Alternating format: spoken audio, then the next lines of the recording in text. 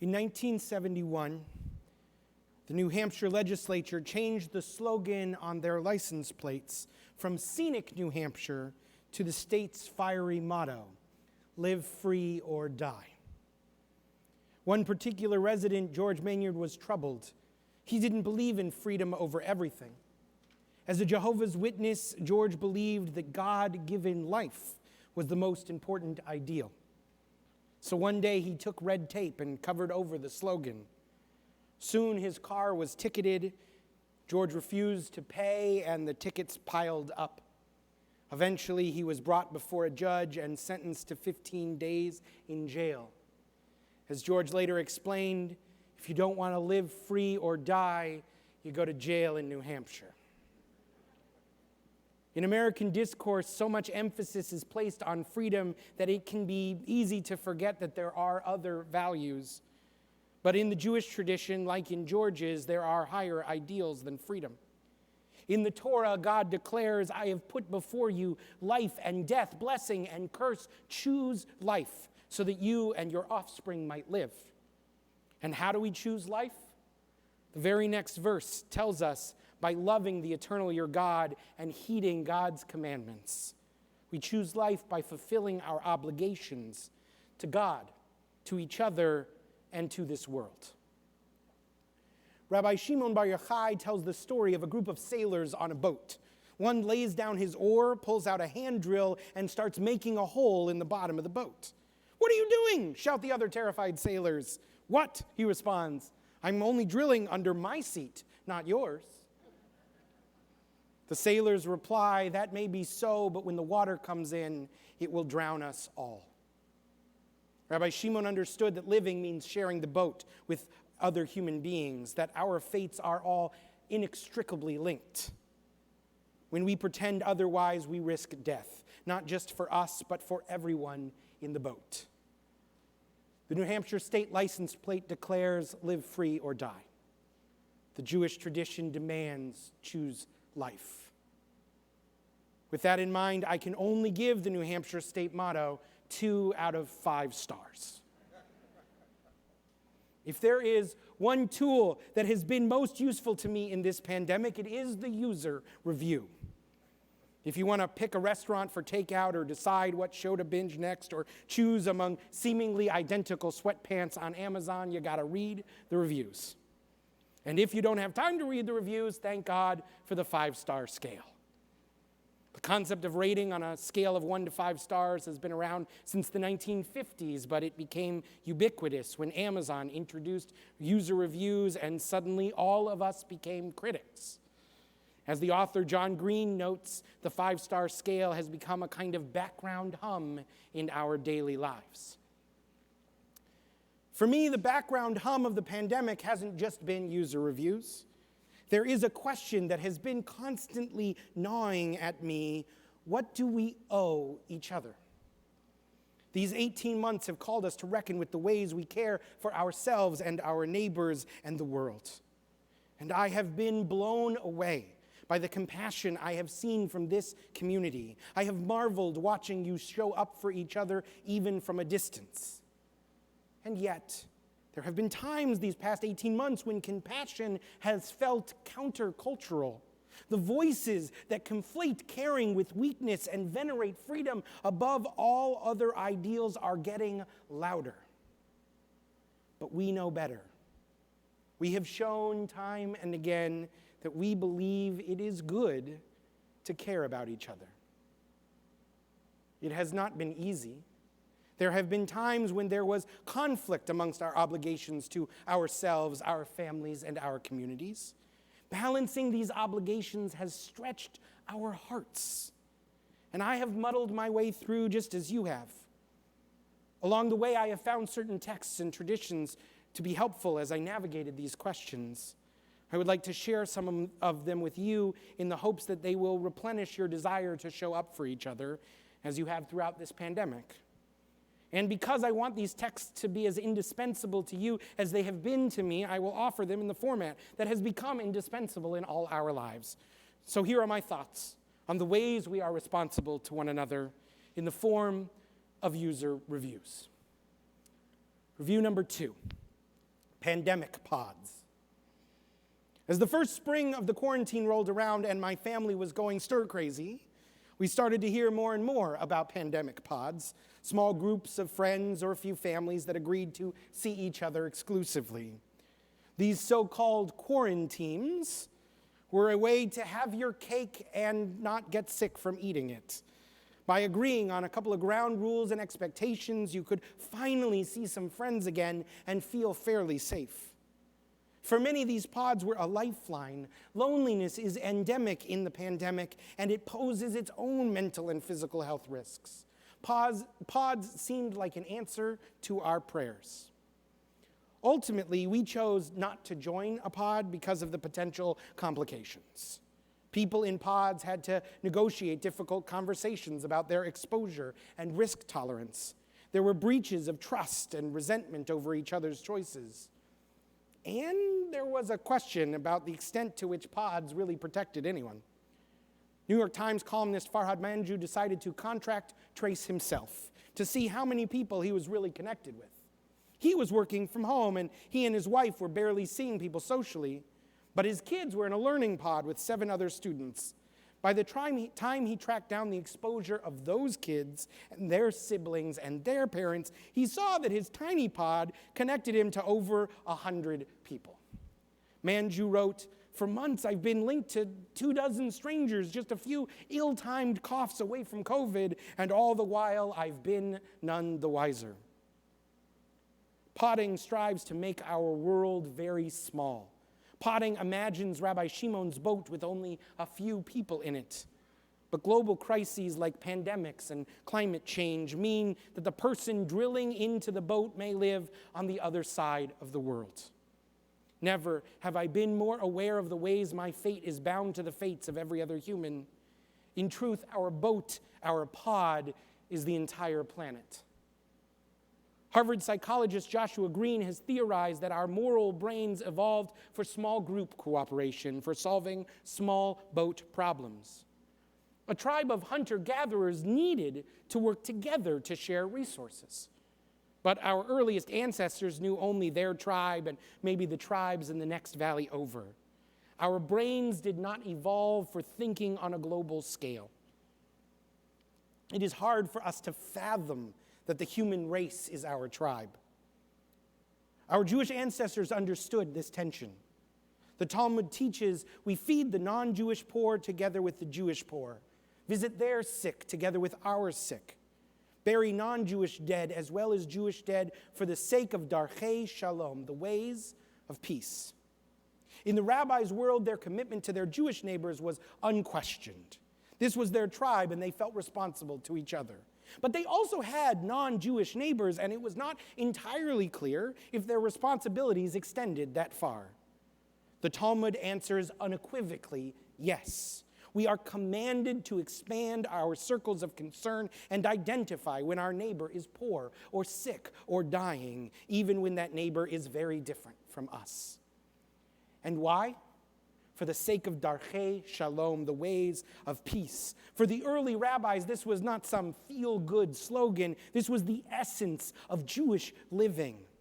The Talmud states, Kol haTorah kula mipnei darchei shalom hi. All of the Torah is for the sake of the ways of peace. The true purpose of Torah is to teach us morality, not the morality that is instinctive and comes easily, but the morality that is hard and counter-evolutionary. We must see the suffering of our neighbors, and our neighbors might live in the next valley over or on the other side of the world. In the end, pandemic pods may not have been as insular as we had hoped. If the actor Kevin Bacon has taught us anything, it is that we are so easily connected to so many people by so few degrees. And in this way, pods have also reminded us of an important lesson, that we are all connected to each other. Our mutual survival is dependent on our acknowledgement that our pod and our planet are one and the same. I give pandemic pods 3 stars. Review number 3, psychic numbing. When Rabbi Stephen S. Wise visited China in 1930, he learned that the primary form of urban transportation was rickshaws. Most were pulled by older men who coughed constantly as they dragged their burdens. Rabbi Wise was kept awake at night by the rasping coughs of drivers congregating outside his window. He expressed to his hosts his distress that his transportation depended on the labor of these suffering men. "Don't worry," his friends told him. "In 2 weeks, you'll get used to it. In a month, you won't even hear it." And that is precisely what happened. Some years later, Rabbi Wise referred to the day he stopped hearing the coughing as the most embarrassing day of his life. If we are committed to Darchei Shalom, the ways of peace, we must not only see the suffering of our neighbors, we must resist our tendency to grow accustomed to it, our tendency to let it block in our brains. We must draw continuously from the wells of our compassion. But after a year and a half of pulling endless buckets from the well, many of us have started to feel like it has run dry. The psychologist Paul Slovic has spent decades studying compassion fatigue and the reasons why people stop caring. His research has demonstrated that we feel compassion when we hear stories of individuals and small-scale tragedies. But when we are confronted with increasingly overwhelming tragedies, our compassionate response tapers off. Dr. Slovic calls this phenomenon psychic numbing and explains succinctly, the more who die, the less we seem to care. One cause of psychic numbing is the immobilizing feeling of inefficacy. In one study, Slovic and his colleagues showed people a picture of a starving child and asked for a donation to feed her. People donated less money if her picture appeared next to statistics on global hunger. The feeling of helplessness in the face of a problem on that scale made people less generous, even though their donation would still have fed the starving girl. Deuteronomy commands, "Lo tuchal lehitalem," do not remain indifferent. The Torah understands what Dr. Slovic discovered, that we are inclined to be indifferent to large-scale tragedies. But in an age of global community, many of our tragedies happen on a scale that stretches our hearts to their limits. We must resist the temptation to look away, the temptation to become inured to the suffering, especially when that suffering is great. These years of pandemic, of racial reckoning, of natural and human disasters have tested our capacity to care. Dr. Slovic says that resisting this psychic numbing and our feelings of inefficacy means constantly reminding ourselves that even partial solutions save whole lives. Perhaps the rabbis of the Talmud were responding to these feelings when they wrote, "Whoever saves a single life has saved the whole world." It matters if we save that girl from starvation, even if the impact on the world is negligible, it matters to her. I give psychic numbing 1 star. Review number 4, Dr. Wu Lenta's disposable face mask. In the early 20th century, Manchuria was contested territory to which Russia, China, and Japan all laid claim. Then, in 1910, it became the site of an incredibly deadly plague. The mortality rate was so high that 95% or more of those who were infected died within just a few days. Enter Dr. Wu Lenta, a talented young Chinese-Malaysian doctor. He had studied all over Europe. He'd been the first ethnic Chinese student at Cambridge. China's government brought him in to lead their efforts against the epidemic. He quickly determined that it was a pneumonic plague, meaning that it was spread through airborne droplets. Dr. Wu made a simple suggestion. Everyone should start covering their face, both physicians and the public. He even invented a simple, cheap, disposable face mask that looks a lot like what we're using today. The more experienced doctors from Europe and Russia dismissed this 30-something and his simple solution. One French doctor named Gerard Mency called Wu a racist slur while performatively refusing to wear a mask even while treating patients. It was not long before Mency contracted the plague and died.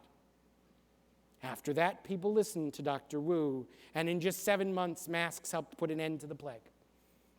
And some of the practices that Dr. Wu championed, mask wearing, quarantining patients, and cutting off travel, are still a part of our mitigation strategies today.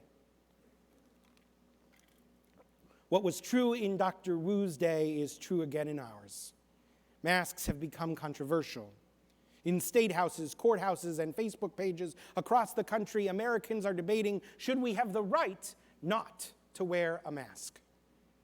This is a quintessentially American question, but I would argue it is not a particularly Jewish one.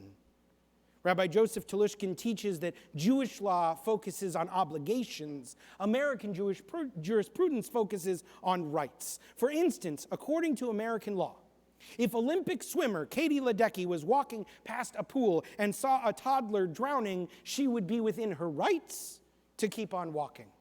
There is no obligation in American law to rescue an endangered person.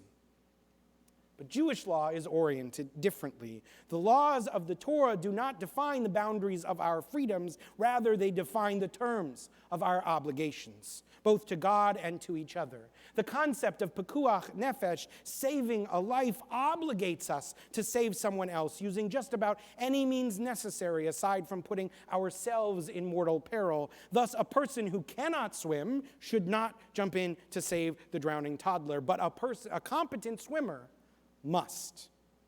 Similarly, Jews are obligated to build a railing around their roof patio lest anyone fall, and forbidden from raising a vicious dog lest it bite anyone. We are commanded to act in ways that protect our neighbor, even from unintentional harm. This pandemic has given us a choice. It is not just a choice between being like Dr. Menzi, who threw out his mask and died, or being like Dr. Wu Lenta, who wore his mask to save others. It is the choice between whether we center our lives around individual freedom or around our personal obligations to each other. It is the choice not just about what we will die for, but who we will live for and what we will stand for. I give Dr. Wu Lenta's face mask 4.5 stars. Review number 5, breath. To turn Adam from a lump of clay into a soulful human, God breathes into his nostrils. There is an intimate connection between breath and life. The Hebrew word for soul, neshama, is the same as the word for breath, neshima. The Talmud says, just as the Holy One fills the entire world, so too the neshama fills the entire body. When we breathe in, we are filled, and with every breath, we experience the fullness of the divine in the universe. To breathe is to bring some of the universe into us and to put some of ourselves out into the universe. This is why the psalmist declares, Kol hanishama tehalelia, let everything that has breath praise God. The pandemic has given me a new relationship with my breath. It is an airborne virus not unlike the Manchurian plague of 1910. And so suddenly my breath, which gives me life, which sustains me, also poses an existential threat to you and yours to me.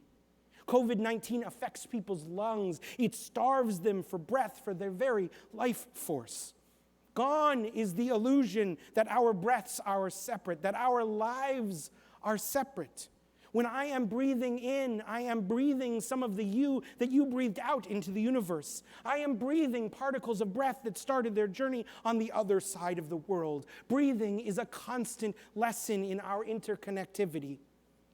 Rabbi Lawrence Kushner writes, the more we comprehend our mutual interdependence, the more we fathom the implications of our most trivial acts. We find ourselves within a luminous organism of sacred responsibility. We have come to see that we are all connected. In truth, we are not merely on one big boat. We are all breathing the same breath. All our souls come from that same divine exhalation. All our lives are the breath of God. When this pandemic ends, and it will end, and life returns to something we call normal, let us not forget this new truth that we have embodied, that we are all a part of that luminous, breathing organism of sacred responsibility. I give breath 5 stars. At its best, a user review is an acknowledgement that we are not alone in this boat. To review a meal is to say, I am eating this for me, but I am thinking of those who will eat after me. Like all our work on these high holy days, a user review draws us out of our own individual concern and calls us to see the wider world around us. On the whole, I give this pandemic 0 stars. But I give the moments where we have shown up for each other as a congregation and a human family 5 stars, because I cannot give them more. In this season of review, we are called to ask that same question that has been a background hum of this pandemic. What do we owe each other? How would you review your actions this year? How did you walk in the ways of peace? Were there times when you found yourself drilling into the boat? In this new year of 5782, may we celebrate not only our freedoms, but our sacred obligations to each other. May we resist the exhaustion of our empathy and remember the value of life. May we have abundant reserves of health and courage, strength and compassion. And when those reserves are running dry, may we offer ourselves and each other grace. And may our actions in the service of each other, humble as they might be, continue to be worthy of 5 stars. Shana Tova.